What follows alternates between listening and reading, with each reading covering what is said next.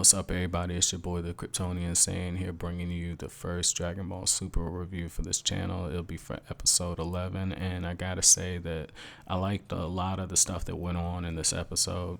The first thing I liked is not so much the fight, but the background information we got on those who partake in the Super Saiyan God ritual. Now, I had always wondered, well, why aren't these guys just flying to go look at the fight? Now, granted, they probably can't keep up with them, and we know they can't sense God Ki, because if they did, they would have crapped themselves the moment Beerus and Whis showed up on the planet instead of saying, hey, do you want pudding and all this other stuff. But what we find out is that basically because they took part in the ritual, they do not have any energy left. And to further emphasize this, there's this cool shot of Goten where Goten has little lines underneath his eyes, and that shows the fatigue. And it really explains why Vegeta is just standing there with his arms crossed and why he didn't even bother getting on the ship, because I could see him thinking that riding on a ship to watch a fight is beneath him, especially considering he's out of energy. But the fight itself is very interesting, and I made a lot of parallels to when Goku transformed when he fought Frieza, particularly before he transformed. If you remember, there was this one scene where Frieza puts him in an energy ball and he's just kicking him around, right?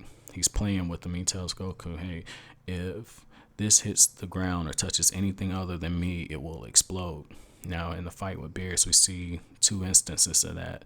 Towards the end, we see Beerus with an energy spear, and he's just basically playing soccer with it, kicking around, bouncing on his nose. But there's this really cool sequence of events where Beerus is using his energy to knock Goku all over the planet, right? And every time he knocks him around, Beerus is standing behind him, and he's basically using his hands or he's using his head. He's kicking him around. But when Goku gets ready to hit the ground, Beerus is telling him, like, well, what you can't escape, is this the best you can do? And Goku barely makes it out of that attack in time, because it probably would have killed him. And I thought that was a good throwback to when Goku fought Frieza. But here's the thing. Beerus, his whole rationale for why he's even fighting, he says, I'm sleepy.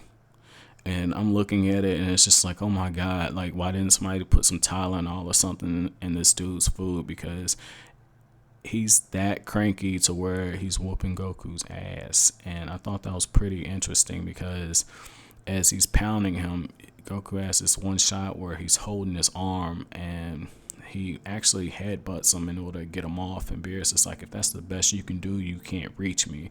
And I thought that was pretty interesting, because what it's doing is it's showing how far ahead Beerus is over anybody that we've seen. If Goku rises up to a 5 on a scale from 1 to 10, Beerus is at a 7. If he goes to a 7, Beerus is at a 9. Goku goes to a 9, Beerus breaks the scale and goes to an 11. He's in complete control of this fight, and it's not like what we saw in the movie where it looked like they were fighting about equally. No, Beerus is in complete control, and I think that that's probably the interesting thing about this, is that they're further developing his character to show how sinister he is. And to further emphasize that point, one of the things that we're seeing is that old Kai says, well, he's allowing Goku to think that he has the advantage because he wants to bring out his full power before he crushes him. And I thought that was pretty cool. I thought that was pretty interesting, that that's the direction they're getting ready to go. Now, my one gripe about this episode is something that if you watch the original series, you saw a lot of. I counted on the screen, there was a good 30 seconds of just staring, where you have a shot of Goku staring at Beerus, then Beerus staring at Goku, then the clouds, then another panned out shot where they're separated. And to break it a little bit, they had Beerus lick his lips. But you can tell they're just stretching this out. That's probably my one gripe about this series. You can tell that they're really milking it for the DVD sales, that whenever they put the series out on DVD, they're milking it. But the next episode, it looks like it's going to be following the manga chapter that just came out, and in it, basically, Goku and Beerus are fighting so strongly that they almost break the universe. And one of the cool things that we see in the preview is that Goku can actually hear the other gods speaking. So I can't wait for that next episode to see where they go with it. But that's it for this episode. If you like anything I have to say, make sure you comment, rate, and subscribe.